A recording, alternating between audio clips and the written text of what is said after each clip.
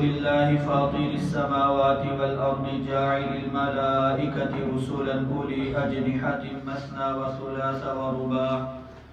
يزيد في الخلق ما يشاء إن الله على كل شيء قدير۔ سورۃ النور کی تکمیل کے بعد اللہ کے فضل و کرم سے سورۃ فاطر جو 22ویں پارے میں موجود ہے اس کا ترجمہ اور تفسیر کا آغاز کیا جا رہا ہے۔ پہلی آیت کریمہ میں اللہ سبحانہ و تعالی نے ارشاد فرمایا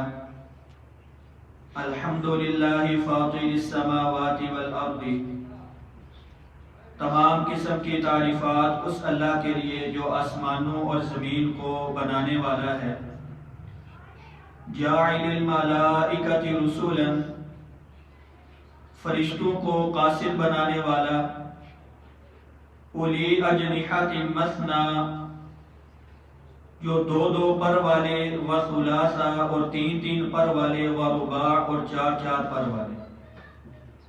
یزید فی الخلق ما یشاء، وہ اضافہ کرتا ہے اپنی مخلوق کی بناوٹ میں جس طرح چاہتا ہے۔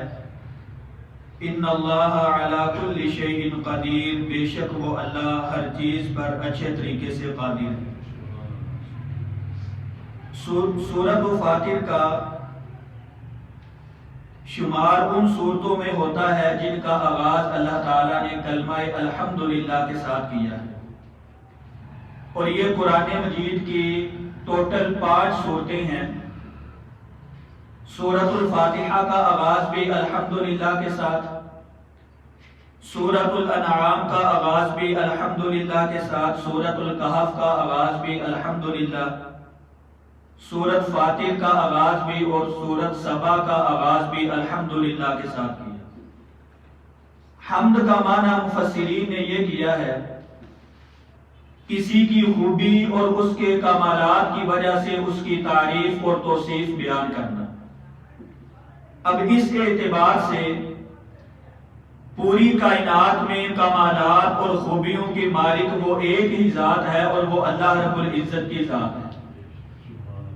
گویا اس اعتبار سے تمام قسم کی تعریفات کا حقدار وہ اللہ رب العزت ہے۔ اللہ تعالیٰ نے قرآن مجید میں ایک جگہ پر ارشاد فرمایا وَلَهُ الْحَمْدُ فِي الْأُولَى وَالْآخِرَةِ، اور اس اللہ کے لیے ازل سے لے کر ابد تک تعریفات ہیں، توصیفات ہیں۔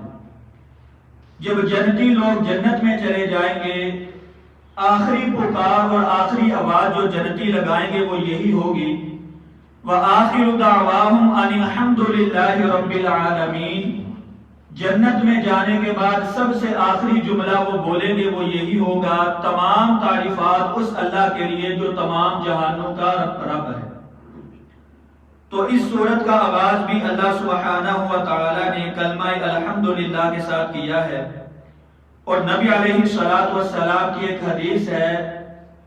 جامع ترمذی میں اور مسند احمد میں، آپ علیہ السلام نے فرمایا اللہ تعالیٰ کو اپنی تعریف اور توصیف اتنی پسند ہے اور اللہ کی تعریف کے اندر اتنا وزن ہے، آپ نے فرمایا الحمدللہ تملأ المیزان، کلمہ الحمدللہ کہنے سے انسان کا نامہ اعمال نیکیوں سے بھر جاتا ہے، اور آپ علیہ السلام نے وہ میزان جس میں لوگوں کے اعمال تولے جائیں گے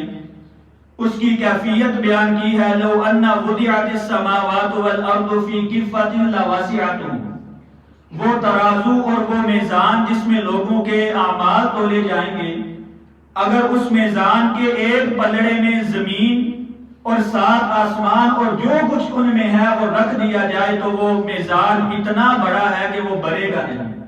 لیکن اللہ تعالیٰ نے اپنی تعریف کے اندر اتنا وزن رکھا ہوا ہے کہ صرف کلمہ الحمدللہ جو بندہ اپنی زبان سے ادا کرتا ہے اس کا نامہ اعمال نیکیوں سے بھر جاتا ہے۔ اللہ رب العزت نے ارشاد فرمایا الحمدللہ فاطر السماوات والارض، تمام تعریفات اس اللہ کے لیے جو زمینوں اور آسمانوں کو بنانے والا ہے۔ سورۃ البقرہ میں اللہ رب العزت نے دوسرے انداز میں اس چیز کو بیان کیا بدیع السماوات والارض، اللہ وہ ذات ہے جو بغیر ڈھانچے کے اور بغیر ڈھائی کے آسمانوں اور زمینوں کو پیدا کرنے والا ہے۔ جاعل الملائکۃ رسلا، فرشتوں کو قاصد بنانے والا ہے۔ جب اللہ رب العزت نے انسانیت کی رشد و ہدایت کے لیے انبیاء کرام کے سلسلے کا آغاز کیا تو انبیاء تک وحی پہنچانے کا جو ذریعہ بنایا وہ فرشتوں کو بنایا، اور آگے فرشتوں کی کچھ صفات ذکر کی۔ اولی اجنحۃ مثنی، بعض فرشتے ایسے ہیں جن کے 2 پر ہیں، وثلاثہ، اور بعض ایسے ہیں جن کے 3 پر ہیں، ورباع، اور بعض ایسے ہیں جن کے 4 پر ہیں۔ اور یہ ایسی مخلوق ہے جو اللہ رب العزت کی نافرمانی اور معصیت نہیں کرتی۔ لا یعصون اللہ ما امرہم ویفعلون ما یؤمرون، کسی بھی حال میں یہ معصیت اور نافرمانی نہیں کرتے، جو کچھ اللہ تعالیٰ انہیں حکم دیتے ہیں یہ پورا کرتے ہیں۔ فرشتوں کے سردار حضرت جبریل علیہ السلام ہیں۔ آپ علیہ السلام نے ایک صحیح حدیث میں ارشاد فرمایا کہ میں نے جبریل امین کو اس کی اصلی حالت میں دیکھا، اس کے 600 پر تھے اور ایک پر کا احاطہ اتنا تھا کہ زمین سے لے کر آسمان تک ایک پر جو ہے وہ گھیرے ہوا تھا ساری چیزوں کو۔ تو یہ اللہ رب العزت کی نورانی مخلوق ہے جو اللہ تعالیٰ کی نافرمانی اور معصیت نہیں کرتی، اور خاص طور پر جبریل امین علیہ السلام کی ڈیوٹی اللہ رب العزت نے وحی کے لیے لگائی تھی۔ کچھ فرشتے ایسے ہیں جن کو اللہ تعالیٰ نے اپنی تسبیح و تحمید کے لیے رکھا ہوا ہے، کچھ فرشتے ایسے ہیں جن کو اللہ تعالیٰ نے بارش برسانے کے لیے رکھا ہوا ہے۔ ہر فرشتے کی اللہ رب العزت نے ڈیوٹی اور ذمہ داری لگائی ہوئی ہے۔ آگے فرمایا یزید فی الخلق ما یشاء، اضافہ کرتا ہے اللہ تعالیٰ اپنی مخلوق کی بناوٹ میں جس طرح وہ چاہتا ہے۔ بعض لوگوں کو سفید رنگ دے دیا گیا، بعض لوگوں کو گندمی رنگ دے دیا گیا، بعض لوگوں کو سیاہ رنگ دے دیا گیا۔ تو یہ اللہ رب العزت کی تخلیق ہے، وہ جس طرح چاہتا ہے اپنی مخلوق کی بناوٹ کرتا ہے۔ ان اللہ علی کل شیء قدیر، اگر اللہ تعالیٰ زمین و آسمان کو بنانے والا ہے تو اس کا مطلب یہ نہیں کہ زمین و آسمان میں کوئی ایسی چیز نکل آئے گی جو اللہ رب العزت کی قدرت اور اس کی طاقت سے باہر ہوگی۔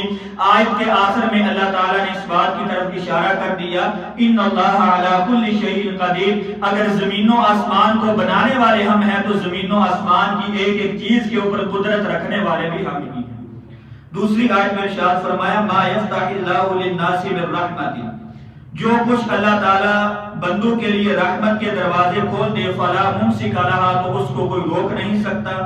وما یمسک فلا مرسل لہ من بعدہ، اور جو وہ کھول دے، جو وہ بند کر دے تو اس کو کوئی کھولنے والا نہیں ہے۔ وَهُوَ الْعَزِيزُ الْحَكِيمُ، اور وہی غالب ہے اور کمال حکمت والا ہے۔ اگر اللہ رب العزت لوگوں کے اوپر اپنی قدرت اور اپنی رحمت کے دروازے کھول دے تو معاشرے میں اور پوری دنیا میں کوئی انسان ایسا نہیں جو رحمت کے دروازے بند کر سکے۔ نبی علیہ السلام ہر فردی نماز کے بعد یہ دعا مانگا کرتے تھے، اللہم لا مانع لما اعطیت، اے میرے اللہ جس کو تو عطا کرے کوئی روک نہیں سکتا، ولا معطی لما منعت،